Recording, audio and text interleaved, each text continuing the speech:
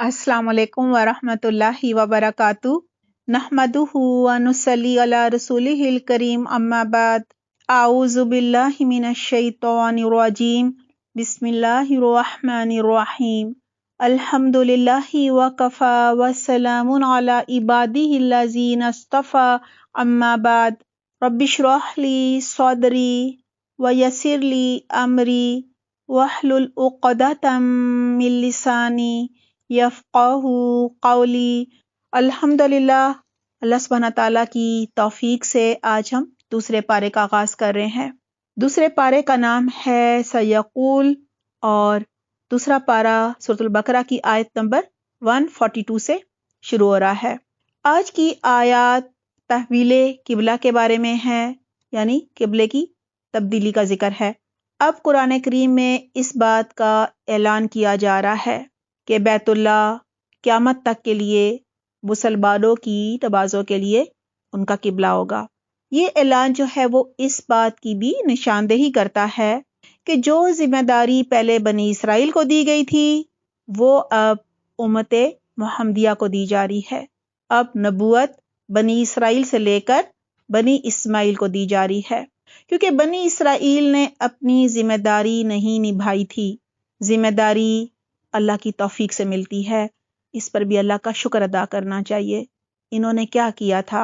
अल्लाह सुब्हाना ताला की किताब में तहरीफ कर ली थी, लोगों को उनकी पसंद के फतवे देते थे ताकि इन्हें दुनिया और मरात, मालो मता वगैरह हासिल हो जाए। किबले की तब्दीली जो है वो दरअसल इक़्तिदार की तब्दीली थी। पिछले पारे में बनी इसराइल को उनकी नेमतें याद दिलाई गई थी जो अल्लाह ने उन्हें नेमतें अता की थी, और कहा था कि अपना अहद पूरा करो और मोहम्मद सल्लल्लाहु अलैहि वसल्लम पर ईमान ले आओ। उनसे अल्लाह सुब्हाना ताला ने उनके पैगंबरों के जरिए उनकी किताबों में उनसे अहद लिया था कि वो ना सिर्फ आखिरी नबी हजरत मोहम्मद सल्लल्लाहु अलैहि वसल्लम पर ईमान लाएंगे बल्कि उनकी मदद भी करेंगे। लेकिन उन्होंने सबसे पहले मोहम्मद सल्लल्लाहु अलैहि वसल्लम का इनकार किया, क्योंकि ये अहले किताब थे, सब इनसे ही आकर अपने मसाइल का हल पूछते थे। मुशरिकीन मक्का भी इन्हीं को अपना बड़ा समझते थे। अगर ये ईमान ले आते तो यही सबसे बड़ी मोहम्मद सल्लल्लाहु अलैहि वसल्लम की मदद होनी थी, जिसका अहद इनकी किताबों में इनसे लिया गया था। इन्होंने ना सिर्फ मोहम्मद सल्लल्लाहु अलैहि वसल्लम का और कुरान का इनकार किया, बल्कि इनके खिलाफ खूब चालें चली, साजिशें की और लोगों को इनसे ईमान लाने से दूर किया। अब आयत नंबर 142 से लेकर 176 तक में तहवीले किबला का जिक्र है और आप सल्लल्लाहु अलैहि वसल्लम को बतौर नबी 4 अहम जिम्मेदारियां जो हैं वो भी बताई गई हैं।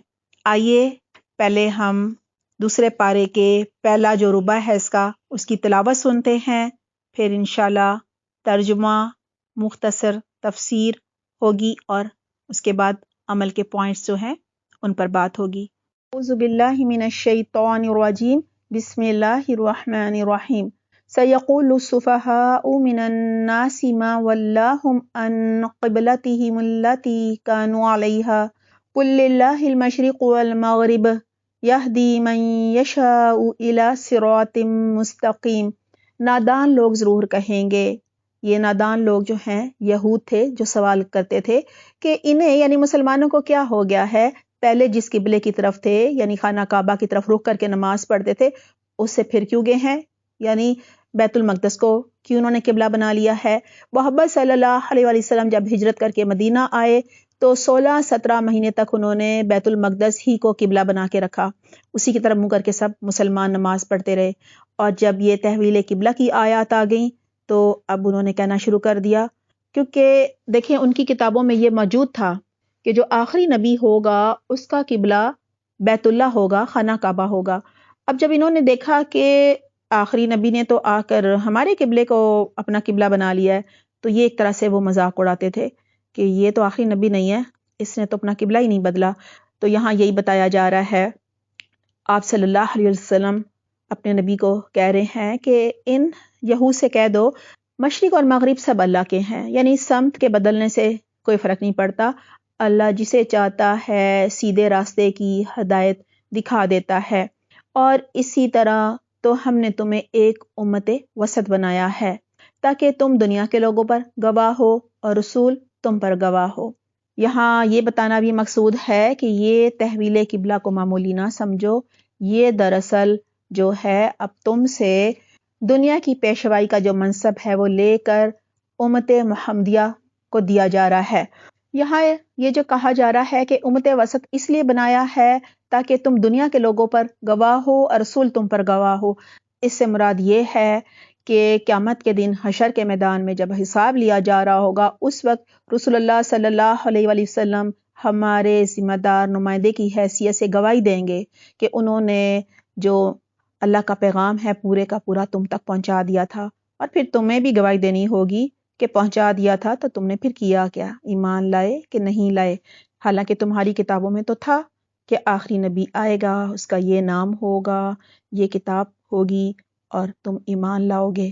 تم نے وہ جو وعدہ کیا تھا اپنے پیغمبروں کے ذریعے اپنی کتابوں میں اللہ سے، اس کو نبھایا کہ نہیں، پورا کیا کہ نہیں۔ وَمَا جَعَلْنَا الْقِبْلَةَ الَّتِي كُنْتَ عَلَيْهَا، اس سے پہلے جس کی طرف تم رخ کرتے تھے یعنی بیت المقدس کی طرف، اس کو تو ہم نے صرف یہ دیکھنے کے لیے قبلہ مقرر کیا تھا کہ کون رسول کی پیروی کرتا ہے اور کون الٹا پھر جاتا ہے۔ دیکھیں جب قبلہ یہاں پر آ کر بیت المقدس ہو گیا مدینہ میں، تو مسلمانوں کے لیے اور مشرکین کے لیے آزمائش کا باعث بن گیا، اور پھر جب دوبارہ بیت اللہ جو ہے وہ قبلہ بن گیا تو اہل کتاب کے لیے آزمائش بن گیا، اور اس آزمائش کا مقصد یہ تھا کہ دیکھا جائے کون رسول کی پیروی کرتا ہے۔ کہا جا رہا ہے یہ تحویل قبلہ کا معاملہ تھا تو بڑا سخت، مگر ان لوگوں کے لیے کچھ بھی سخت ثابت نہ ہوا جو اللہ کی ہدایت سے فیض یاب تھے۔ وَمَا كَانَ اللَّهُ لِيُضِيعَ إِيمَانَكُمْ، اللہ تمہارے اس ایمان کو ضائع نہیں کرے گا۔ اب یہود نے کہنا شروع کر دیا کہ مسلمان جو نماز بیت المقدس کی طرف منہ کر کے پڑھتے رہے ہیں وہ تو ضائع ہو گئیں، تو اللہ سبحانہ تعالیٰ نے فرمایا کہ نہیں، ظاہر ہے وقت کی ضرورت ہوتی ہے، جو بھی حکم آتا ہے اور اسی کی پیروی کرنی ہوتی ہے، اس وقت جو حکم رسول صلی اللہ علیہ وآلہ وسلم بتاتے تھے کہ اب اللہ سبحانہ تعالیٰ یہ چاہتے ہیں اور اب یہ چاہتے ہیں، یقین جانو کہ وہ لوگوں کے حق میں نہایت شفیق اور رحم فرمانے والا ہے۔ یہ تمہارے منہ کا بار بار آسمان کی طرف اٹھنا ہم دیکھ رہے ہیں، آپ صلی اللہ علیہ وآلہ وسلم کی طرف اشارہ ہے، وہ بار بار آسمان کی طرف دیکھ کر ظاہر انتظار کر رہے تھے۔ آپ صلی اللہ علیہ وآلہ وسلم پر یہ گراں گزرتا تھا کیونکہ انہیں معلوم تھا کہ ان کی کتابوں میں یہ موجود ہے کہ آخری قبلہ بیت اللہ ہوگا، اور ویسے بھی جب بیت المقدس کی طرف منہ کر کے نماز پڑھی جاتی تھی تو خانہ کعبہ کی طرف پیٹھ ہو رہی ہوتی تھی۔ اللہ تعالیٰ فرما رہے ہیں لو ہم اسی قبلے کی طرف تمہیں پھیرے دیتے ہیں، یعنی بیت اللہ کی طرف جسے تم پسند کرتے ہو، مسجد حرام کی طرف رخ پھیر دو۔ اب جہاں کہیں تم ہو اسی کی طرف منہ کر کے نماز پڑھا کرو، کیونکہ نماز کے دوران تحویل قبلہ کا حکم آیا تھا، اور نماز کے دوران ہی آپ صلی اللہ علیہ وآلہ وسلم نے قبلہ بدل لیا تھا، اور ان کے پیچھے جو جو نماز پڑھ رہے تھے سب نے اپنا قبلہ بدل لیا تھا، اپنی ایڑیوں پر گھوم گئے تھے۔ اور یہ صحابہ کرام جب آگے مسجد میں گئے جہاں پہ یہ نماز باجماعت چل رہی تھی، تو ان کو بھی امام کو انہوں نے کان میں بتا دیا کہ قبلہ چینج ہو گیا ہے، تبدیل ہو گیا ہے، اور انہوں نے بھی اس پر عمل کیا۔ اہل کتاب خوب جانتے ہیں کہ تحویل قبلہ کا یہ حکم ان کے رب ہی کی طرف سے ہے اور برحق ہے، سچ ہے، مگر اس کے باوجود جو کچھ یہ کر رہے ہیں اللہ اس سے غافل نہیں ہے۔ تم ان اہل کتاب کے پاس خواہ کوئی نشانی لے آؤ، ممکن نہیں کہ یہ تمہارے قبلے کی پیروی کرنے لگیں، اور نہ تمہارے لیے یہ ممکن ہے کہ ان کے قبلے کی پیروی کرو، اور ان میں سے کوئی گروہ بھی دوسرے کے قبلے کی پیروی کرنے کے لیے تیار نہیں ہے۔ اور اگر تم نے اس علم کے بعد جو تمہارے پاس آ چکا ہے رسول اللہ صلی اللہ علیہ وآلہ وسلم سے کہہ کر قیامت تک کے مسلمانوں سے کہا جا رہا ہے، ان کی خواہشات کی پیروی کی یعنی غیر مسلموں کی، تو یقیناً تمہارا شمار ظالموں میں ہوگا۔ الذین آتیناہم الکتاب یعرفونہ کما یعرفون ابناءہم، جن لوگوں کو ہم نے کتاب دی ہے وہ اس قبلے کو ایسا پہچانتے ہیں جیسا کہ اپنی اولاد کو پہچانتے ہیں.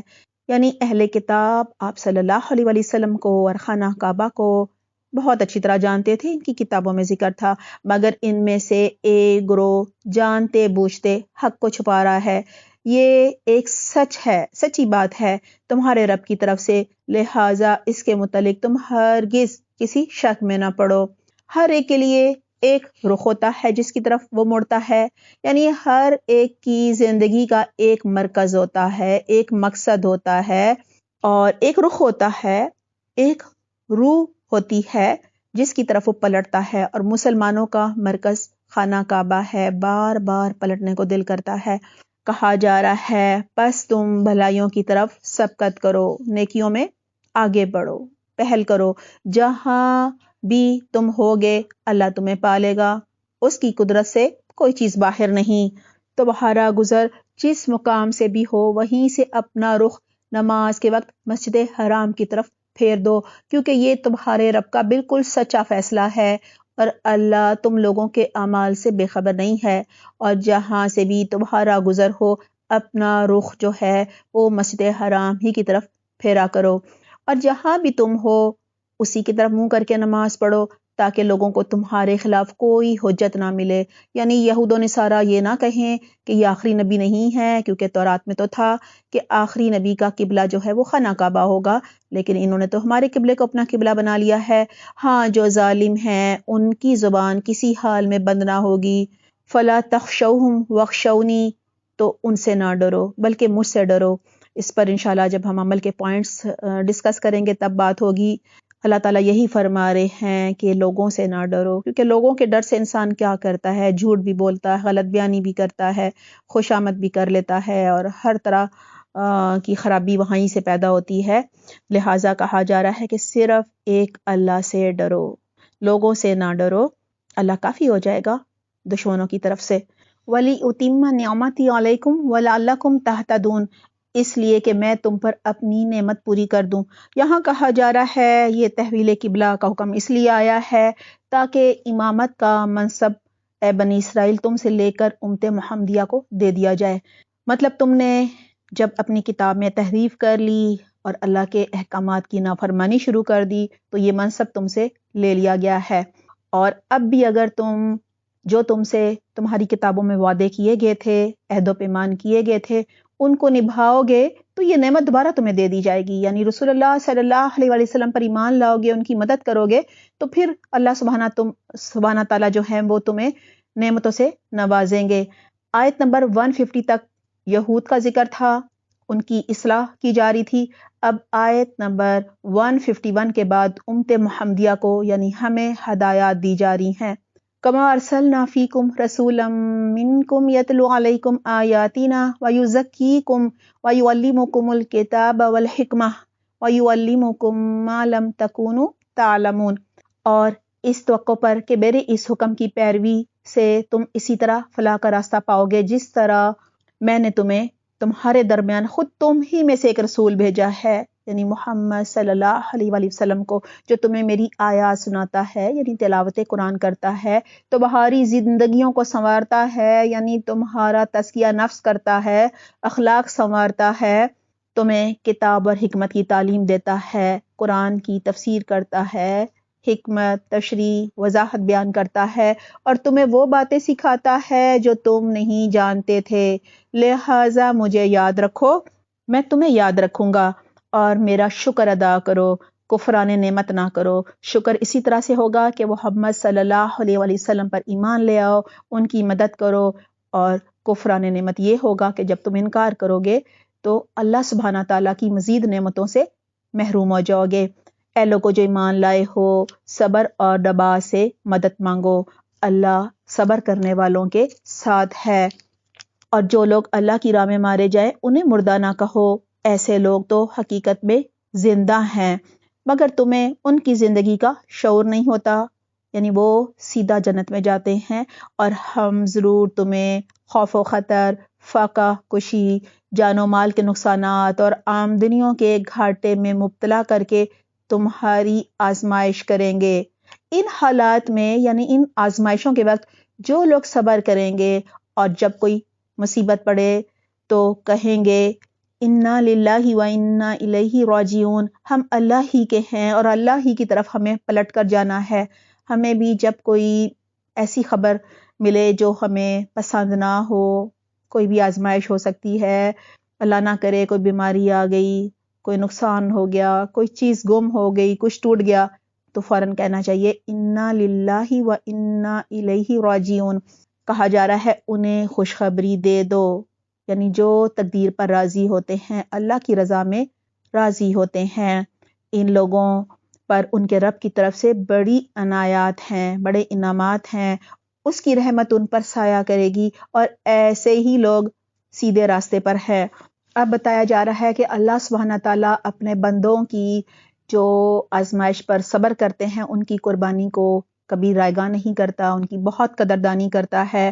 دیکھیں حضرت ابراہیم علیہ السلام نے سورۃ البقرہ کی آیت نمبر 128 میں اللہ سبحانہ تعالیٰ سے دعا کی تھی کہ وارنا مناسکنا وتب علینا، اے ہمارے رب ہمیں اپنی عبادت کے طریقے سکھا دے۔ بہت خوبصورت دعا ہے۔ اس دعا کی قبولیت کا آغاز تو اس دن ہوا تھا جب ابراہیم علیہ السلام نے حضرت ہاجرہ اور اسماعیل علیہ السلام کو اللہ کے حکم سے خانہ کعبہ کے پاس، ابھی بنا تو نہیں تھا نا، تنہا چھوڑ دیا تھا۔ پانی کی تلاش میں حضرت ہاجرہ نے صفا و مروہ کے درمیان 7 چکر لگائے، اور حضرت اسماعیل علیہ السلام نے جب اپنی ایڑیاں زمین پر رگڑیں تو آب زمزم کا چشمہ پھوٹ پڑا۔ اللہ سبحانہ تعالیٰ نے حضرت ہاجرہ کے ان 7 چکروں کو سعی کا نام دیا اور حج اور عمرے کا حصہ بنا دیا، کیونکہ اللہ سبحانہ تعالیٰ اپنے بندوں کی قربانی جو ہے اس کی بہت قدردانی کرتے ہیں۔ اب اللہ سبحانہ تعالیٰ فرما رہے ہیں کہ ان الصفا والمروۃ من شعائر اللہ، کہ صفا اور مروہ جو ہیں یہ اللہ سبحانہ تعالیٰ کی نشانیوں میں سے ہیں۔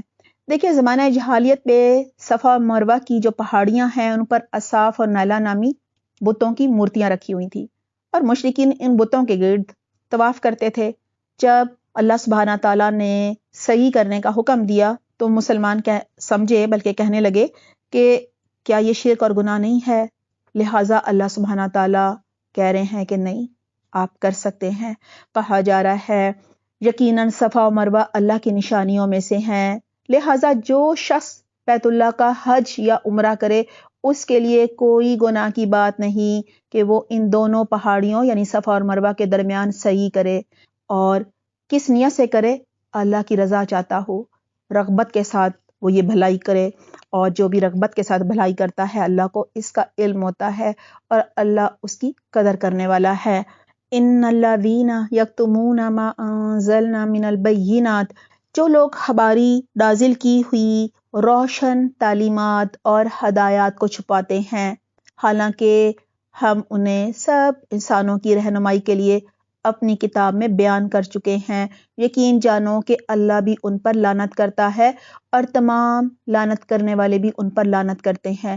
یہاں یہود کے علماء کا ذکر ہو رہا ہے، وہ اپنی کتاب کی جو تعلیمات ہیں وہ عوام سے چھپاتے تھے تاکہ لوگوں کی پسند کے فتوے دے کر امیر لوگوں سے مراد اور مال و دولت بٹور سکیں۔ اللہ تعالیٰ فرما رہے ہیں کیونکہ انہوں نے تحریف کر لی ہے، لہٰذا اب تورات اور انجیل قابل عمل نہیں رہیں۔ یہ ہے وجہ کہ اب قرآن جو ہے وہ نازل ہو رہا ہے اور آخری نبی حضرت محمد صلی اللہ علیہ وسلم جو ہیں وہ آئے ہیں۔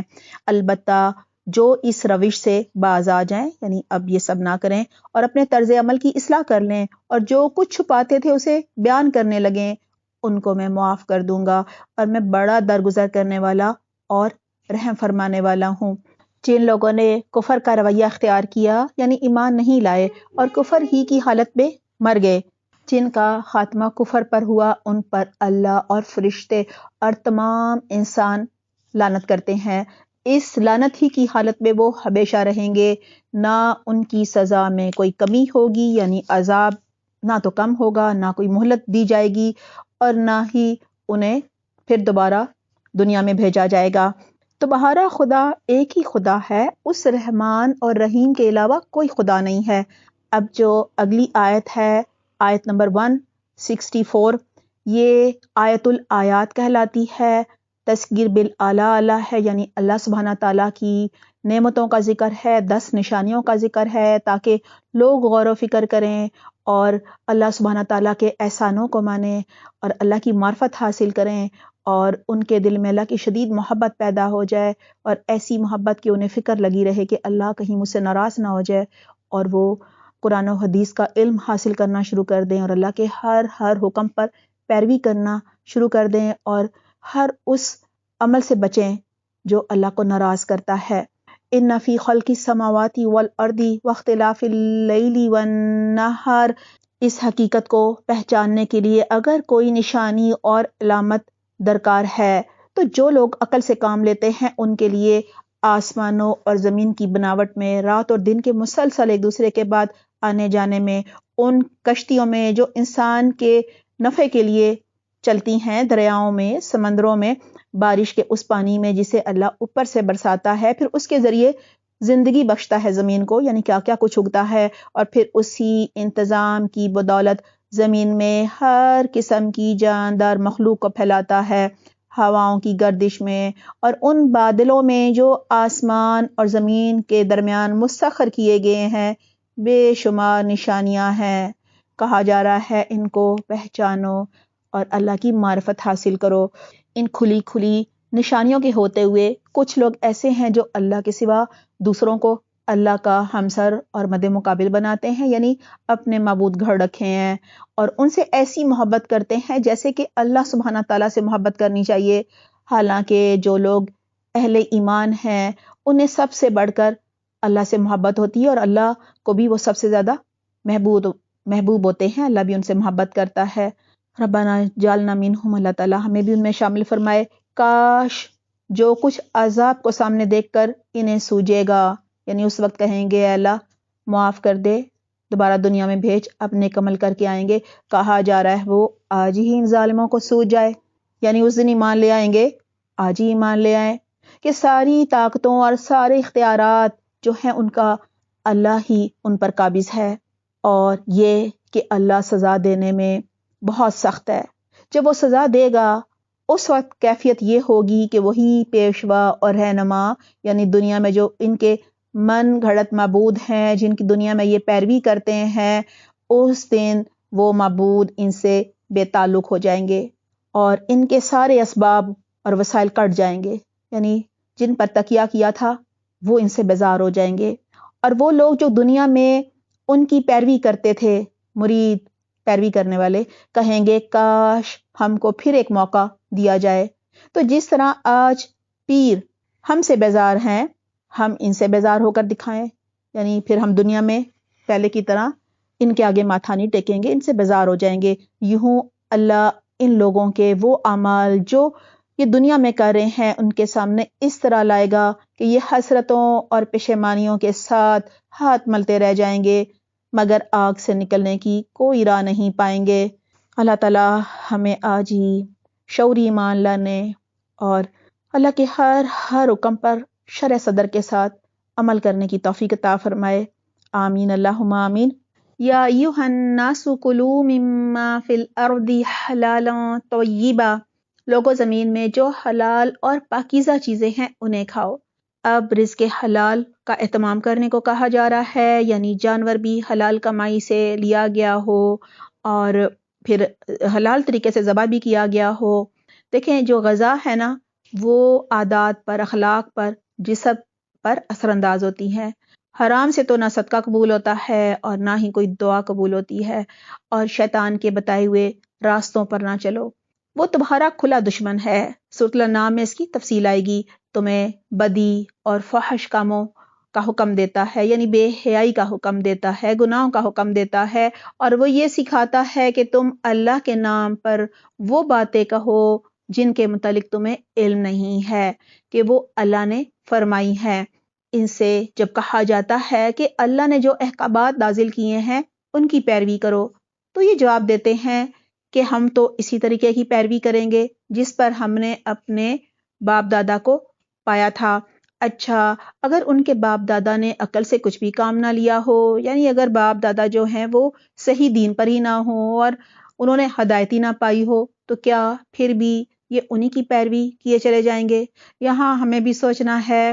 بہت ساری بدعات، شرک ہم اس لیے کرتے ہیں کہ ہمارے باپ دادا کرتے ہیں، اور ہم ان کو خوش کرنے کے لیے وہ سب کر جاتے ہیں۔ یہ لوگ جنہوں نے اللہ کے بتائے ہوئے طریقے پر چلنے سے انکار کر دیا ہے، ان کی حالت بالکل ایسی ہے جیسے چرواہا جانوروں کو پکارتا ہے۔ یعنی یہ بھی آپ صلی اللہ علیہ وآلہ وسلم کی بات کو سنا کرتے تھے جانوروں کی طرح، اور وہ ہاں پکار کی آواز کے علاوہ کچھ نہیں سنتے۔ یعنی انہیں یہ تو نہیں پتا چلتا کیا کہا جا رہا ہے۔ یہ بہرے ہیں، گونگے ہیں، اندھے ہیں، اس لیے کوئی بات سمجھ نہیں آتی انہیں۔ اے لوگو جو ایمان لائے ہو، اگر تم حقیقت میں اللہ ہی کی عبادت کرنے والے ہو تو پاک چیزیں ہم نے تمہیں بخشی ہیں، انہیں بے تکلف کھاؤ اور اللہ کا شکر ادا کرو۔ اللہ کی طرف سے اگر کوئی پابندی تم پر ہے تو وہ یہ ہے، اب بتایا جا رہا ہے کہ کون سی چیزیں حرام ہیں۔ نمبر 1، مردار نہ کھاؤ، یعنی مردہ جانور نہیں کھا سکتے۔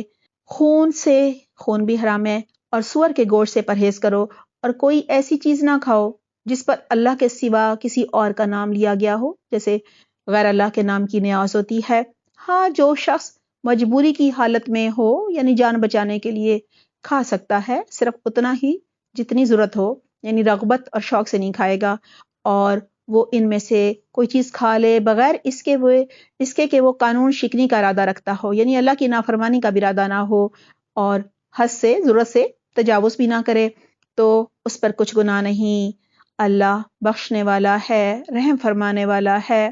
حق یہ ہے کہ لوگ ان احکامات کو چھپاتے ہیں جو اللہ نے اپنی کتاب میں نازل کیے ہیں، اور تھوڑے سے دنیا کے فائدوں پر انہیں بھینٹ چڑھا دیتے ہیں۔ وہ دراصل اپنے پیٹ میں آگ بھر رہے ہیں، یعنی کہ جب حرام کھانا پڑتا ہے جان بچانے کے لیے تو بہت ہی رغبت سے اور شوق سے کھا جاتے ہیں۔ قیامت کے روز اللہ ہرگز ان سے کلام نہ کرے گا، نہ انہیں پاکیزہ ٹھہرائے گا، یعنی نہ یہ ہوگا کہ ان کے گناہوں کی سزا دے کر پھر انہیں پاک صاف کر کے جنت میں ڈال دیا جائے، اور ان کے لیے دردناک سزا ہے۔ یہ وہ لوگ ہیں جنہوں نے ہدایت کے بدلے گمراہی خرید لی، اور مغفرت کے بدلے عذاب جو ہے وہ مول لیا۔ پھر کہا جا رہا ہے ذَلِكَ بِأَنَّ اللَّهَ نَزَّلَ الْكِتَابَ بِالْحَقِّ وَإِنَّ الَّذِينَ اخْتَلَفُوا فِي الْكِتَابِ لَفِي شِقَاقٍ بَعِيدٍ۔ یہ سب کچھ اس وجہ سے ہوا ہے کہ اللہ تو ٹھیک ٹھیک حق کے مطابق کتاب نازل فرماتا ہے، مگر جن لوگوں نے کتاب میں اختلافات نکالے وہ اپنے جھگڑوں میں حق سے بہت دور نکل گئے ہیں۔ دوسرے پارے کا پہلا ربع سورۃ البقرہ کی آیت نمبر 142 سے 176 تک ہے۔ آئیے عمل کے پوائنٹس نوٹ کرتے ہیں۔